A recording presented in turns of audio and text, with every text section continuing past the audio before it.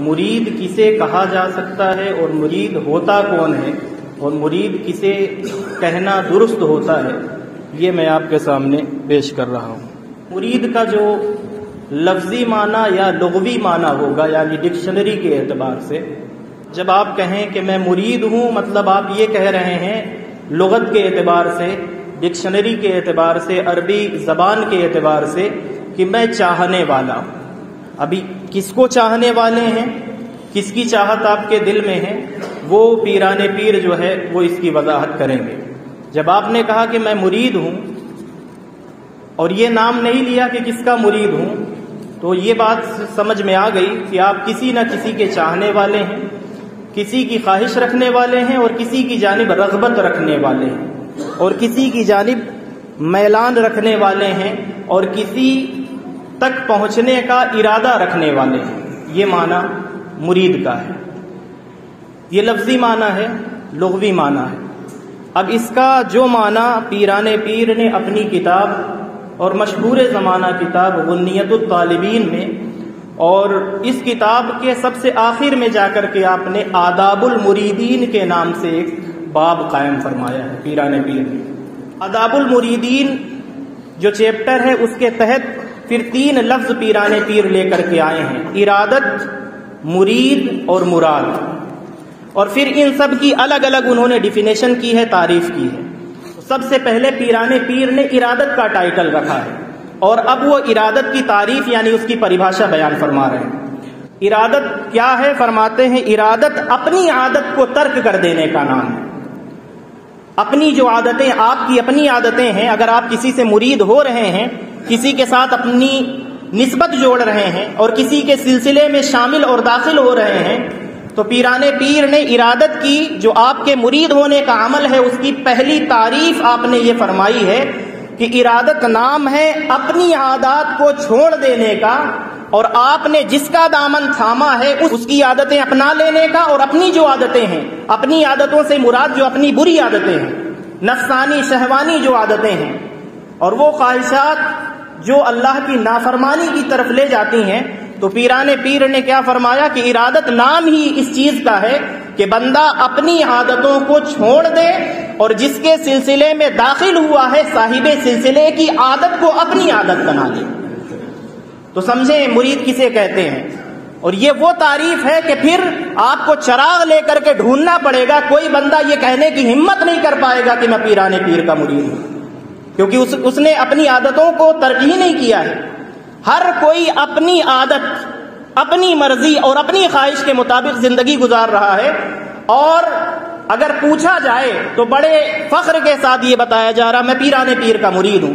تو آپ پیران پیر کے مرید اس وقت کہلا سکتے ہیں جب آپ اپنی عادت کو ترک کریں اور پیران پیر کی تعلیمات کو پڑھیں، سنیں، سیکھیں اور سمجھیں، اور ان کی جو عادات کریمہ تھیں اپنی عادات کو چھوڑ کر ترک کر کے جب آپ ان کی عادات کو اپنا لیں گے تب آپ ان کے مرید کہلائیں گے، ورنہ کہلانے کا حق آپ کو نہیں ہے۔ پھر آگے فرماتے ہیں کہ اس کی تفصیل اور تحقیق یہ ہے کہ دل کو طلب حق اور اس کے ماسوا کو ترک کے لیے تیار کرنا، یعنی اپنے دل کو طلب حق کے لیے تیار کرنا۔ حق کب اور کہاں سے ملتا ہے؟ ہر وقت جو مرید ہے وہ آمادہ رہے اس حق کو قبول کرنے کے لیے، تو وہ مرید کہلانے کے قابل ہے۔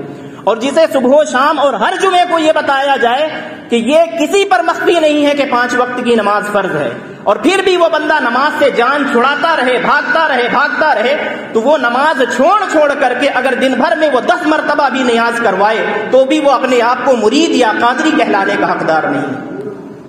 پیران پیر سے سیکھیں۔ آپ نے فرمایا نا، طلب حق کی جستجو جس بندے کے دل میں پیدا ہو جائے وہ اپنے آپ کو صاحب ارادت یا مرید کہلانے کا حقدار ہوگا۔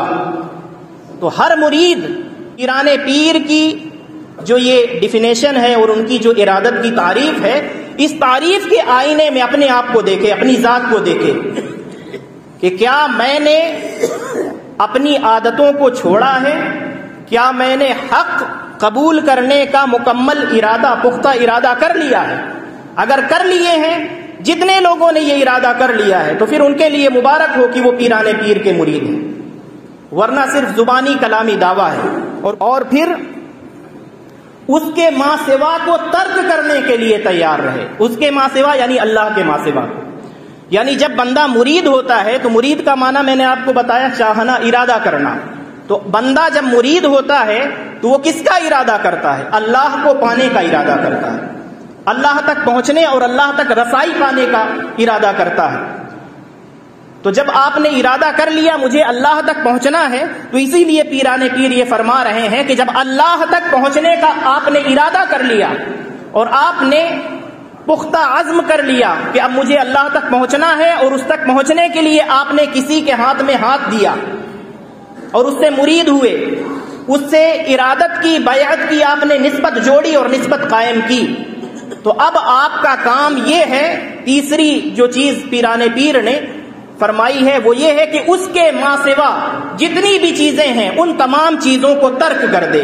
یعنی اس بندے اور اللہ کے درمیان جتنی چیزیں آ رہی ہوں، رکاوٹ بن رہی ہوں، تو مرید اور کامل ترین مرید صرف اور صرف وہ ہو سکتا ہے، یا پیران پیر کا مرید وہ کہلا سکتا ہے، قادری وہ کہلا سکتا ہے کہ جو اللہ تعالی کی چاہت کی راہ میں جتنی رکاوٹیں آ رہی ہیں ان تمام رکاوٹوں کو اپنے اور اس کے بیچ سے ہٹا ڈالے. وہ کہلانے کا حقدار ہے مرید. ورنہ یہ دنیا ہے اور آپ کی اپنی زبان ہے، اپنا منہ ہے، کہتے رہیں اور اعلان کرتے رہیں، اپنے نام کے آگے قادری لکھتے رہیں، لیکن آپ کے کہنے سے کچھ نہیں ہوگا.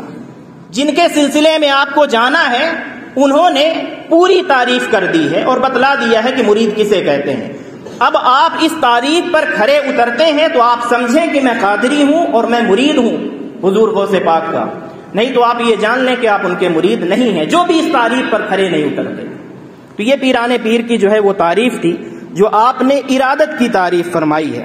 ارادت کی تعریف آپ نے سن لی کہ پیران پیر نے کیا فرمایا ہے کہ بندہ اپنی عادات کو چھوڑ دے، اور جب اپنی عادت کو چھوڑے گا تو کس کی عادت کو اپنائے گا؟ اپنے مرشد کی عادت کو اپنائے گا.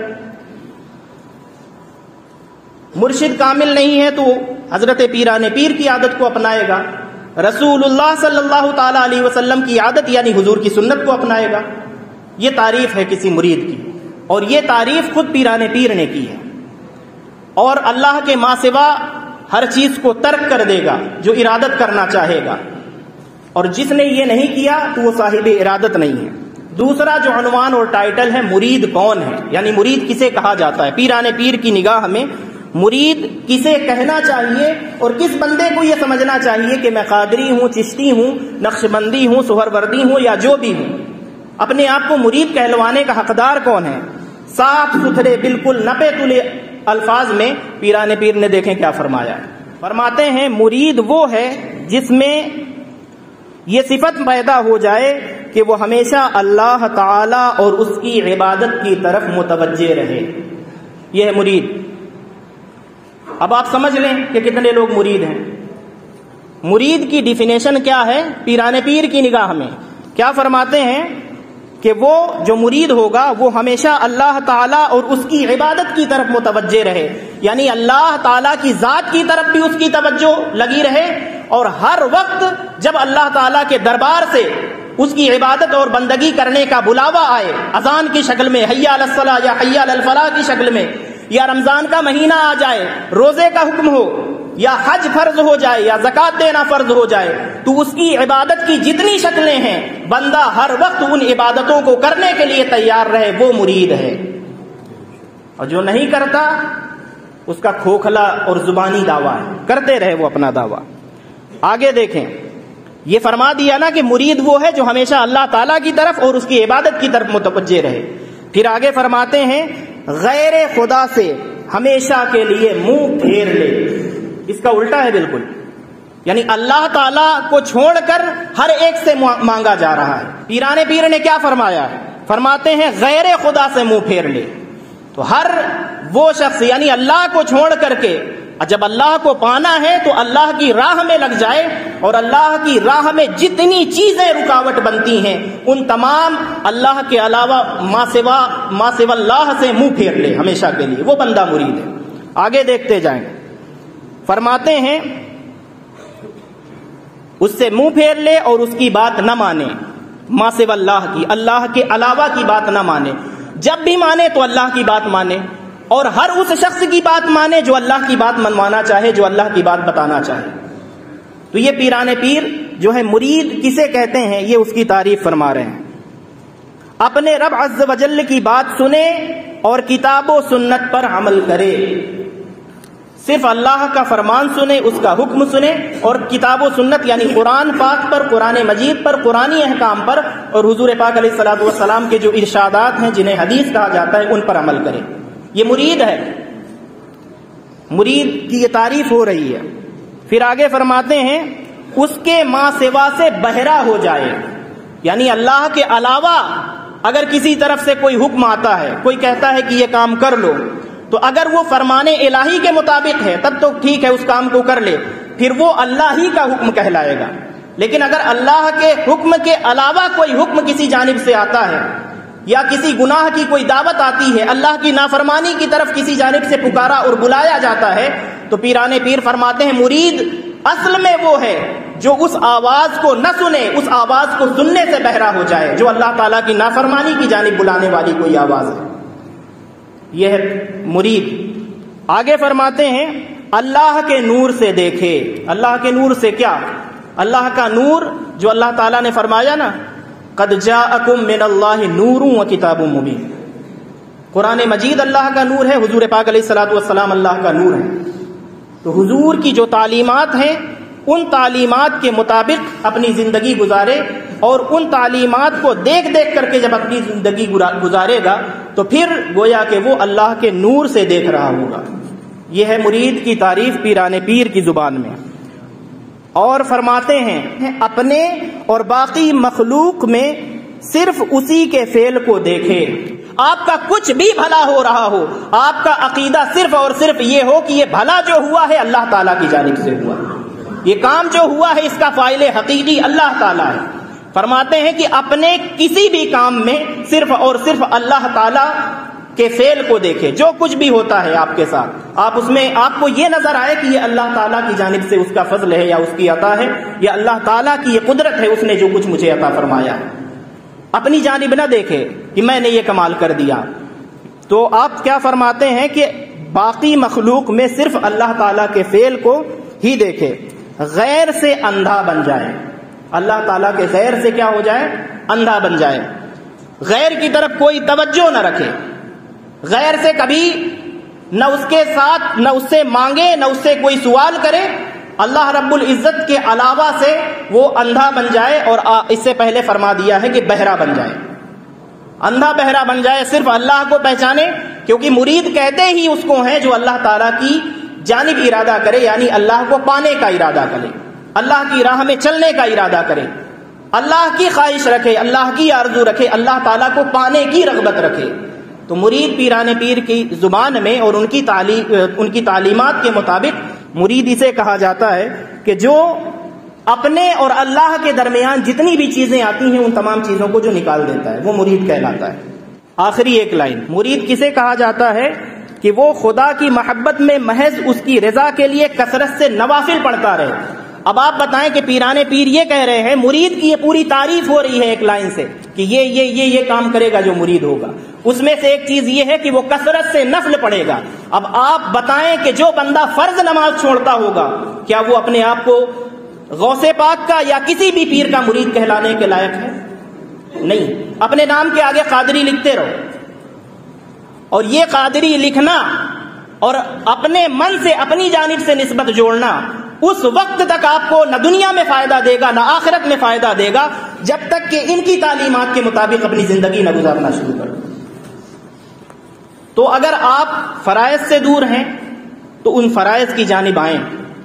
اپنے نام کے آگے آپ کچھ بھی لکھ لیں، میں چشتی لکھیں، رضوی لکھیں، اشرفی لکھیں، وارسی لکھیں، اور جتنے بھی سلاسل ہیں ان سلسلوں کی نہ کوئی کمی ہے، نہ ان سلسلوں کے بزرگوں کی کوئی کمی ہے، ان کی تعلیمات کھلی کتابوں کی طرح آپ کے سامنے موجود ہے، لیکن شرط یہ ہے کہ کوئی عمل کرنے والا ہونا چاہیے۔ صرف اپنی زبان سے کہنے سے کہ میں قادری ہوں، میں اشرفی ہوں، رضوی ہوں، نقشبندی، سہروردی کہتے رہیں، کچھ نہیں ہونے والا۔ امام الاولیاء سلطان الاولیاء نے بتلا دیا کہ مرید کسے کہتے ہیں۔ آسان لفظوں میں مرید صرف اسے کہتے ہیں جو ہر چیز کا ارادہ ترک کر کے صرف اللہ تعالیٰ کا ارادہ کر لے کہ مجھے اللہ تک پہنچنا ہے، اللہ کو پانا ہے اور اللہ تک رسائی حاصل کرنی ہے۔ اس کے لیے وہ کسی اپنے پیر کا، اپنے شیخ کا، اپنے مرشد کا وسیلہ لے، اور انہوں نے جو کچھ بتایا ہے اس شجرے کو لے کر کے قبر میں ساتھ میں لے جانے کے لیے نہ رکھ لے، اس شجرے کو کبھی کھول کر کے دیکھے، کبھی پڑھے اس میں جو وظائف لکھے ہوئے ہیں، تب آپ مرید کہلائیں گے، تب آپ صحیح معنوں میں قادری ہوں گے یا چشتی ہوں گے، نقش بندی یا سہروردی ہوں گے۔ تو بس اتنی سی گزارش ہے کہ اگر آپ یہ پسند کرتے ہیں کہ آپ کی نسبت ان کے ساتھ جوڑی جائے، آپ قادری بن کر کے جئیں، آپ قادری بن کر کے اس دنیا سے جائیں اور قادری بن کر کے اٹھیں، تو پھر آپ کی ذمہ داری صرف اتنی ہے کہ آپ قادری ہونے کی جو تعریف ہے، مرید ہونے کی جو تعریف ہے، اس کی جو پریبھاشا اور ڈیفینیشن خود پیران پیر نے فرمائی ہے، آپ بس اس پریبھاشا کے مطابق اپنی زندگی گزارنا شروع کر دیں۔ اللہ جل مجدہ الکریم کی بارگاہ میں یہ دعا ہے کہ مولا کریم اپنے ان نیک بندوں، اولیاء اور صالحین سے سچی محبت رکھنے اور ان کی تعلیمات پر عمل کرنے، ان کے نقش قدم پر چلتے ہوئے زندگی گزارنے کی توفیق عطا فرمائے۔ وما توفیق الا باللہ، وآخر دعوانا الحمد للہ رب العالمین، والسلام علیکم ورحمۃ اللہ تعالی وبرکاتہ۔